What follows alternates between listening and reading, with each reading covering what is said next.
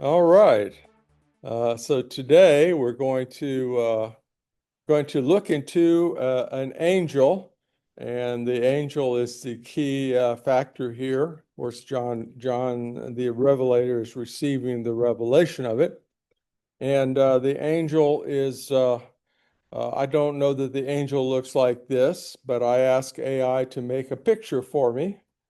And I mean, it's just as simple as I told AI, I said, I want a picture of an angel on the sea, surrounded by a rainbow and with a scroll. And it made this from that one sentence.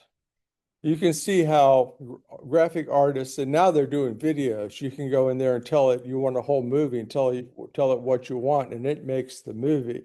So you can see how graphic artists and even cinematographers are feeling the heat because at first, they are going to be able to use this to augment what they do. But eventually, I don't know, I would not be surprised if there's no more movie stars. In other words, I don't know how it's going to come about, but they're going to maybe they'd say, okay, make a movie star like Sean Connery and Tom Cruise into one person, and so that way they don't have to pay either one of them. So make the ultimate superhero, pick your actors. And then they'll say, I want a Mission Impossible 20. And, it'll make it. And the movie executives are going to love it because they don't have to pay millions and millions of dollars to these actors. But at the same time, it's going to totally turn the media upside down. And that's going to be true of newscasters and everything else. In other words, you don't really need a talking head. You can make an artificial talking head to just read the script. In fact, it can write the script. And I don't have, it's not the topic today particularly, but in Germany, they have a whole church where the pastor is an artificial person on the screen. And obviously, that's an outlier. I mean, it's just one instance, but it shows the potential of what can happen. And there are certain occultic groups, you might say, who are starting to worship AI. Well, Bruce Willis sold his AI image in Europe. I didn't know that. Yeah, last year, yeah, sold his. You can look it up. Oh, because he's no longer able to act because of his disease. So Bruce Willis sold his image in Europe. Okay. Well, I can see how that could happen initially, and then they won't need anyone to sell them any rights because they'll create a synthetic reality. But at any rate, honey, I diverted a little bit from our topic. She always instructs me. She says, you get off on rabbit trails and you review way too much. So we're not going to review today. We're going to assume everybody has been listening to the YouTube presentations and watching the PowerPoint presentations. And okay, let me blow the trumpet in Zion. Pastor David Long is here. Remember, I told you I could get in trouble if I started late? Remember, I did not start late today. I don't want you to lie, just don't tell them. Okay. All right. So here we have the angel made by AI, and it's getting better. This angel has some weird stuff coming off his foot. But anyway, so that's our topic today. Our topic today is for the book of Revelation is chapter 10. And chapter 10 is one of those pop outs.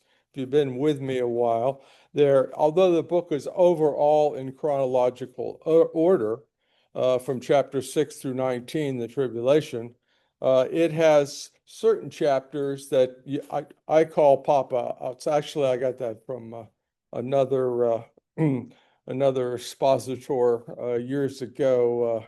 J. Vernon McGee was his name, and he had a whole series on it, and he called these pop outs, and he may have got that from somebody else. But I call it God's theoscope. Basically, what it is he then comes and he focuses in certain chapters on a particular area in the tribulation that's not strictly in the timeline. Okay. So, chapter 10, I believe I know where it occurs in the timeline, but I'll let you decide. The main thing is to understand what's being said here and the impact of it. Then I saw another mighty angel coming down from heaven. For those of you who have real Bibles or digital Bibles, then you can go to Revelation chapter 10. We're going to go through the entire chapter.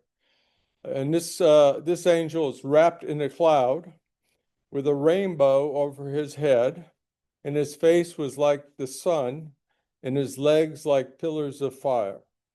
So this is not Jesus, because Jesus in the book of Revelation has many appellations. His names are on him, and a name on his horse coming in chapter 19. So this is one of the archangels, most likely Gabriel or Michael.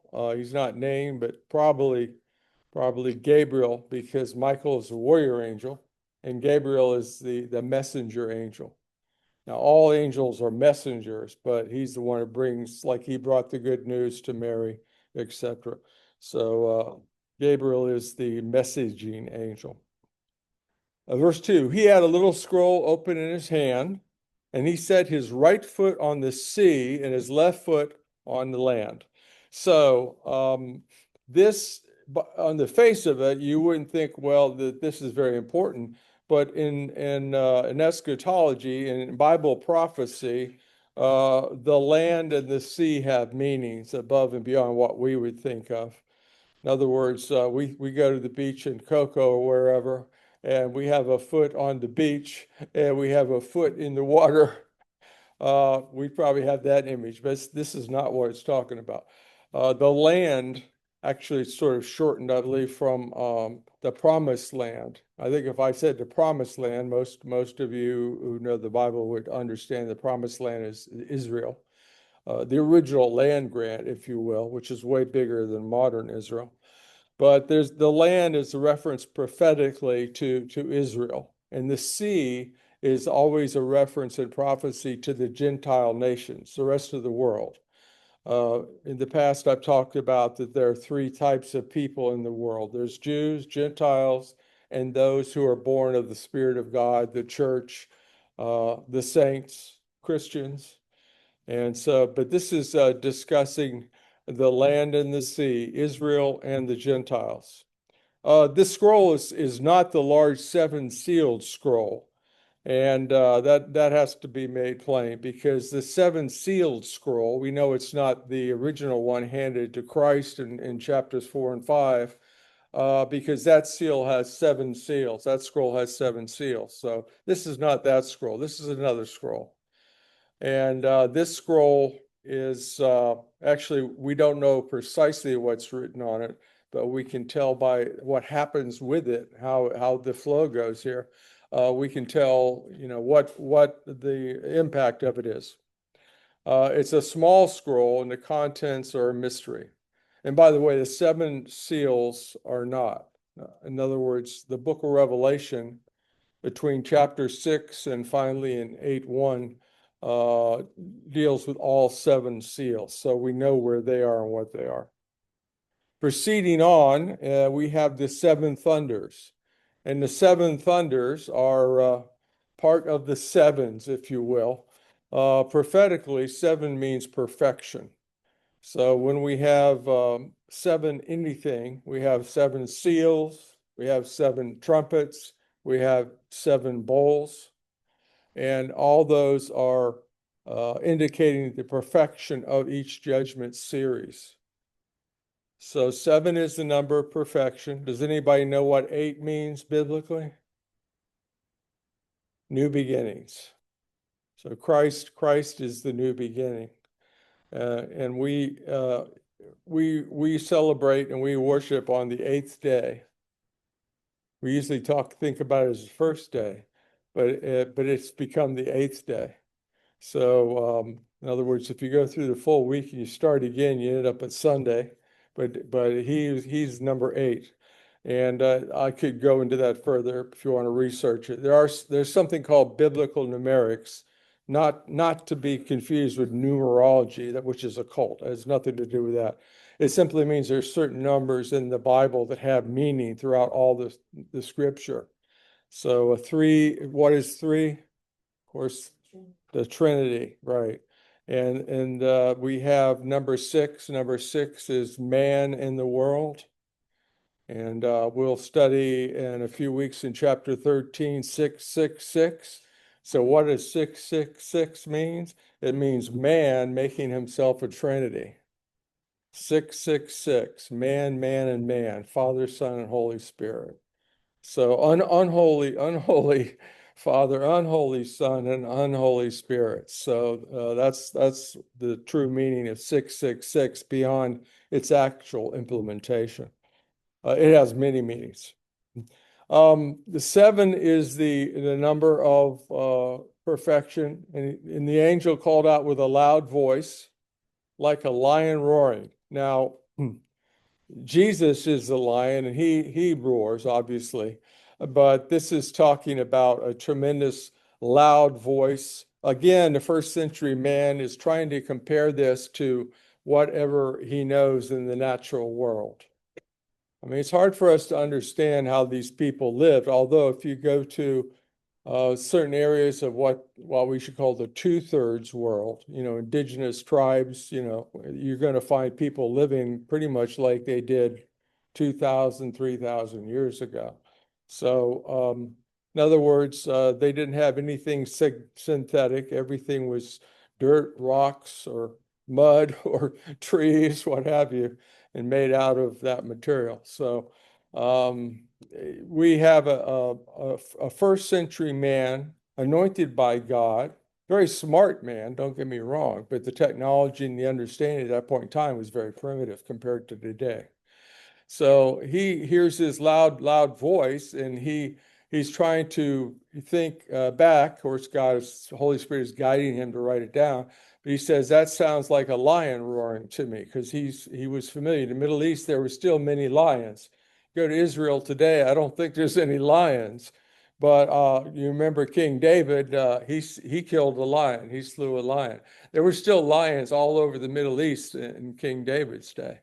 So what happened to them all? A lot of the Davids arose and killed them all.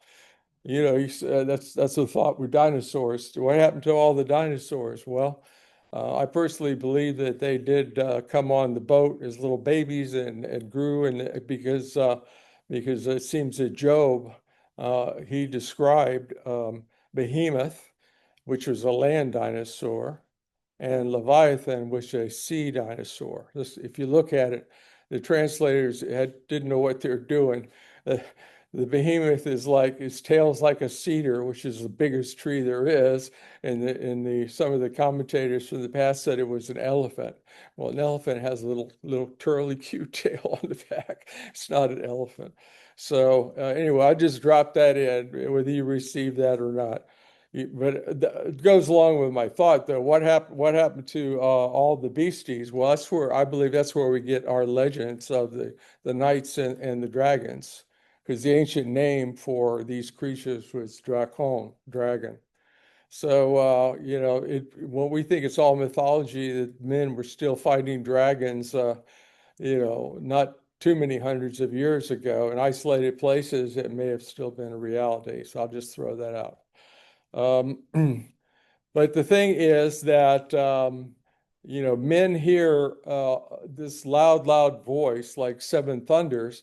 And I have to mention, you probably remember when Jesus came to be baptized by John the Baptist, uh, God spoke to Jesus. Well, I think John the Baptist, I'm sure, heard it also. And the people around said, oh, it sounded like thunder. But then again, we know spiritually discerned it was God the Father talking. So spiritually, we are not equipped to really hear the grandeur of God's voice, and it sounds like thunder, or other spiritual beings like this angel. When the seven thunders had sounded, I was about to write, but I heard a voice from heaven saying, seal up what the seven thunders have said, and do not write it down. Can anyone think of a place in the Old Testament where a prophet was told to seal it up and not write down a particular revelation that he was given? Daniel chapter 12. Daniel, we get most of our prophetic information, I should say, at least about the timeline and many other world empires from Daniel, the book of Daniel. And he was shown more than what's written down in the book. But he was told, do not tell people, do not write down, do not profligate the knowledge that you have been given about the future. So it seems like Daniel was given a lot more, probably some of the things that John has seen, but Daniel was not permitted to write them down. But guess where those things are written down? What book are we in? Revelation. See, so now what does Revelation mean? And I'll go back to that. I always start with it in the first class, but it's apocalypsis in Greek. We call it apocalypse, and the term is morphed into meaning a huge disaster, but that's not really what the term means. It doesn't mean that.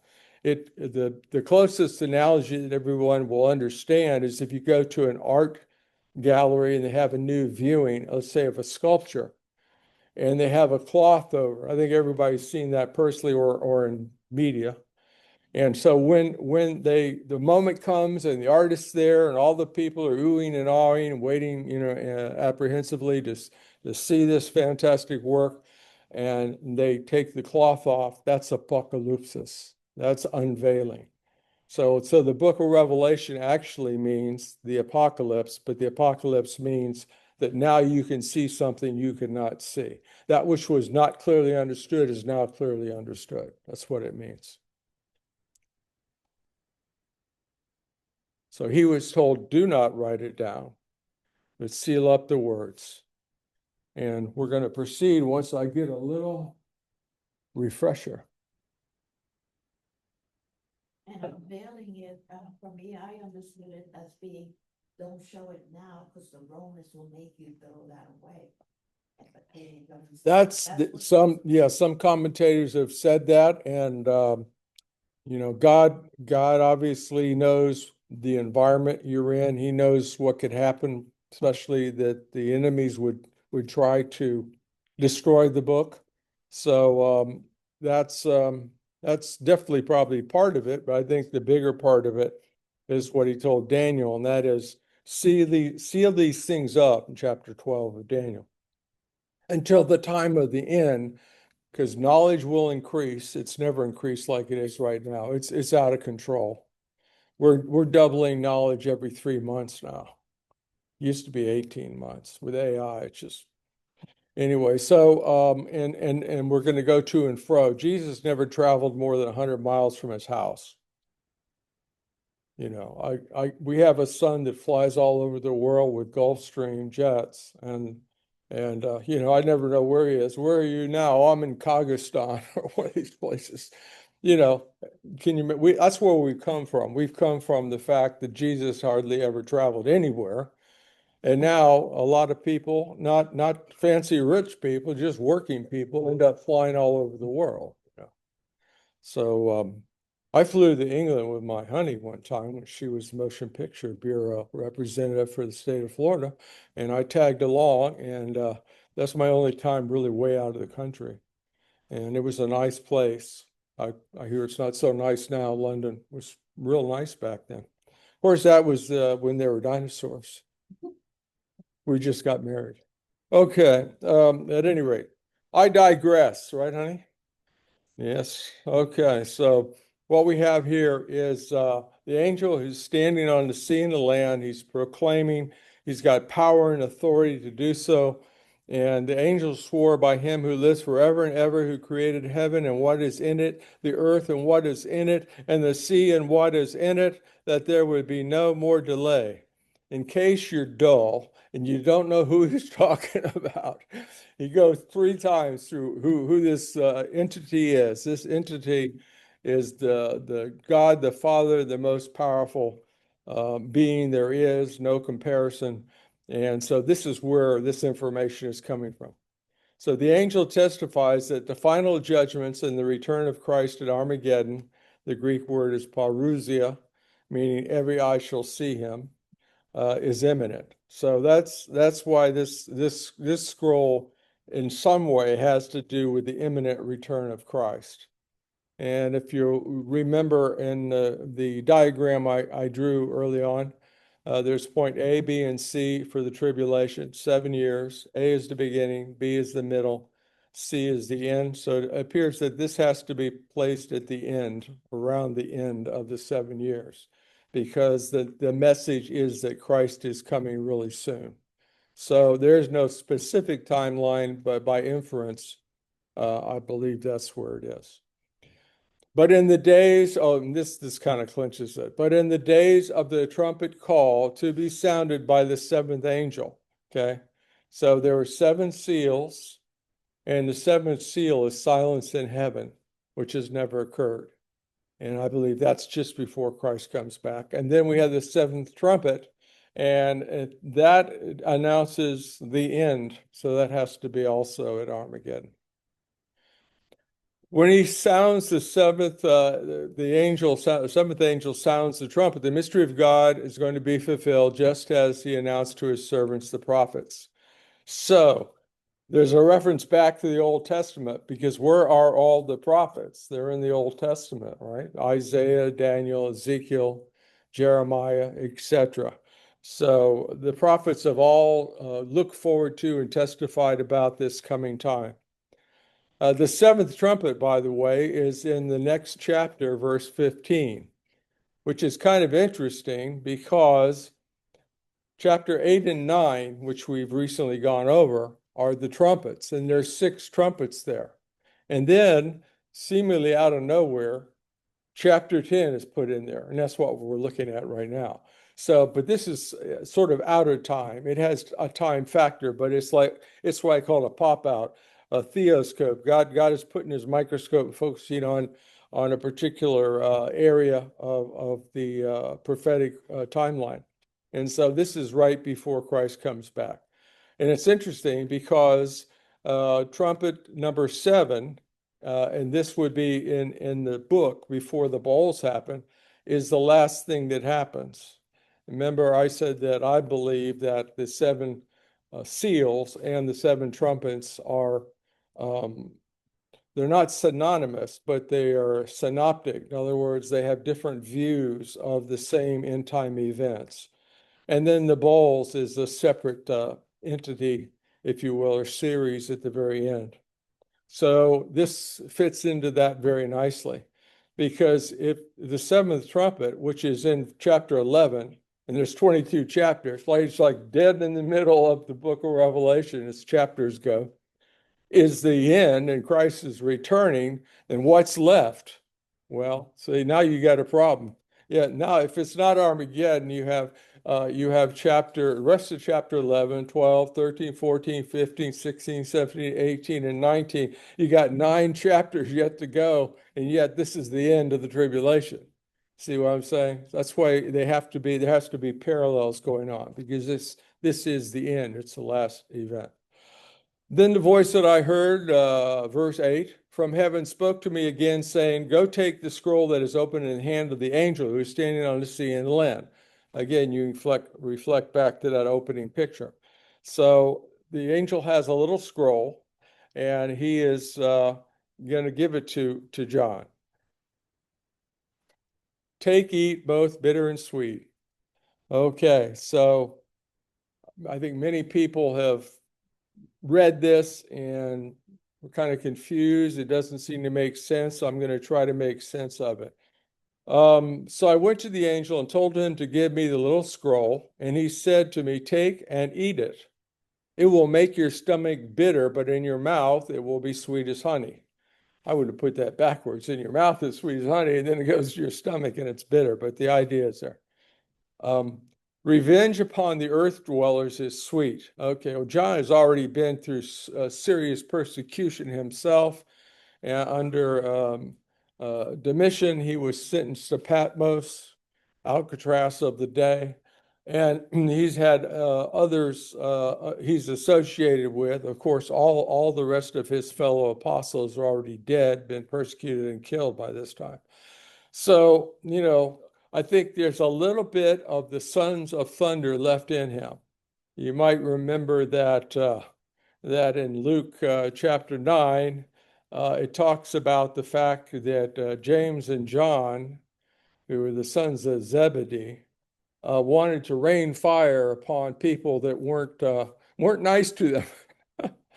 Lord, these guys didn't receive us. Let's burn them up, baby. Let's just come down with some fire on these people.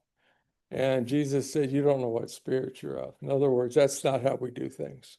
So you think there's still a little bit in there? I think John still has a little bit of that in there. So he's going, oh, this is sweet. These judgments are great. We're really going to wipe them out. This is great, Lord. In my mouth, the idea, the taste of these judgments seems great. Go for it, Lord. Let's wipe them out. And then, but when it gets into his spirit, internalizes it, it becomes bitter because at that point, he understands the true impact of what these judgments mean to the world, how horrible they are. That's what I think it's saying. I took the little scroll from the hand of the angel and ate it. It was sweet as honey in my mouth, but when I had eaten it in my stomach, it was bitter. So as we go on, we see that John is told to spread the revelation. Of course, he's already been told from the very beginning of what we call the book to write all this down. I believe he wrote it down faithfully, but I also believe that he was given it and understood it as a first century man. In other words, as I've said before, he wouldn't have understood tanks and missiles. So what would he have understood? And we see him referring to horses and spears or arrows or whatever. So in his mind, even if he actually saw modern warfare and he was told to write down, he couldn't write it down because what would he say? Nobody would understand it. I saw this little thin thing with a flame coming out the back, going around, going across hitting a piece of land and wiping out a city. And they would go, yeah, right, John, what have you been smoking? Nobody would believe that. Not in the first century. Nothing like that. It was even close to existing. Yeah, all they knew was chariots, horses, arrows, bows and arrows, and javelins and that type of thing. So I believe that the Lord allowed for a little bit of, I guess we'll call it common sense, or at least empathy for him as far as trying to explain what is going to happen in the future. I think that's true of all the prophets. So I don't think we do a disservice when we look at some of these things and interpret them in modern terms. So that's up for you to decide. The purpose of the revelation is John is to record it, circulate it among the seven churches. And when he's freed from Patmos and returned to Ephesus, he became, of course, he was always the last apostle, but he became the head elder there, and he died in Ephesus, where he was, as the last apostle, he was in a special position. And it said he's going to have to prophesy about many peoples and nations and languages and kings, verse 11. Did he do that? Did he actually physically go and do that? No, he did not. So you say, well, that's strange. Why was he told that he was going to do that? Because through what he wrote down, it went into the whole world and he did that. In other words, it didn't mean, as we can look back now, it didn't mean that he was going to physically go all over the world, because he did not. But historically, we know what his ministry was post exile. Next week, we're going to get into chapter 11, which is really meaty.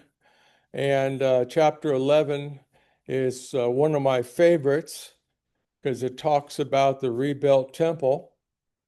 Some people say, well, the Jews in Israel are just a coincidence and they'll never have a temple. It's been destroyed twice. It's never happening again. But God says these guys are going to, not guys, these two prophets are going into the rebuilt temple. There's going to be a temple there. So that's a physical entity. And we're going to see that this wraps up the seventh seal and goes on from there.